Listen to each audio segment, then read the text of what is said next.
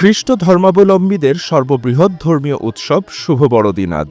এই ধর্মের প্রবর্তক যীশু খ্রিস্ট ২৫ ডিসেম্বর বেথলেহেমে জন্মগ্রহণ করেন। খ্রিস্ট ধর্মাবলম্বীরা এ দিনটিকে শুভ বড়দিন হিসেবে উদযাপন করে থাকেন। এদিন সারা বিশ্বের মতো বাংলাদেশের খ্রিস্টান সম্প্রদায়ও নানা আয়োজনে আজ উদযাপন করছে তাদের সবচেয়ে বড় উৎসব যীশু খ্রিস্টের জন্মতিথি অর্থাৎ বড়দিন। সকালে ঝিনাইদহের কালীগঞ্জে উপজেলার ব্যাপিস্ট চার্চে প্রার্থনার মধ্যে দিয়ে শুরু হয় আনুষ্ঠানিকতা। পরে পবিত্র বাইবেল থেকে আলোচনা ও প্রার্থনা করা হয়।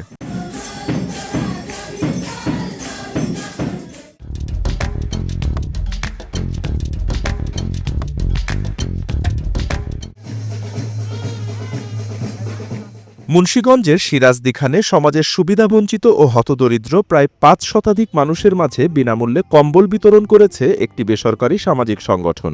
এ সময় কর্মমুখী নারী উদ্যোক্তা গড়ে তুলতে প্রায় ১০ জন নারীর হাতে বিনামূল্যে তুলে দেয়া হয় সেলাই মেশিন। আর গেল রাতে এ অনুষ্ঠানে প্রধান অতিথি হিসেবে অংশগ্রহণ করেন ভাটিকানের রাষ্ট্রদূত আর্চবিশপ কেভিন এস রেডাল্ড। সকালে ময়মনসিংহ নগরীর ভাটিকাসর সাধু পেট্রিকের কাথেড্রাল গির্জায় শুরু হয় বিশেষ প্রার্থনা। প্রার্থনায় অংশ নিতে দলে দলে শহরের বিভিন্ন স্থান থেকে আসতে শুরু করেন খ্রিস্টান ধর্মাবলম্বীরা। পরে প্রার্থনা করান ময়মনসিংহ ধর্মপাল বিশপ পনেনপুল কুবি।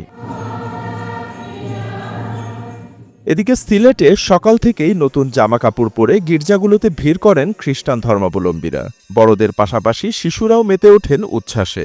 সকাল 10:30টায় সিলেটের নয়া সড়কের প্রেস বিটারিয়ান চার্চে বিশেষ প্রার্থনা অনুষ্ঠিত হয়। জামালপুরে হলি ব্যাপিস্ট চার্চে কেক কাটা ও বিশেষ প্রার্থনায় যোগ দেন খ্রিস্টান সম্প্রদায়ের মানুষেরা। চার্চে বাংলাদেশ সহ সারা বিশ্বের মানুষের সুখ ও সমৃদ্ধি কামনা করা হয় এবং আমরা সর্বদাই তোমার প্রশংসা করি।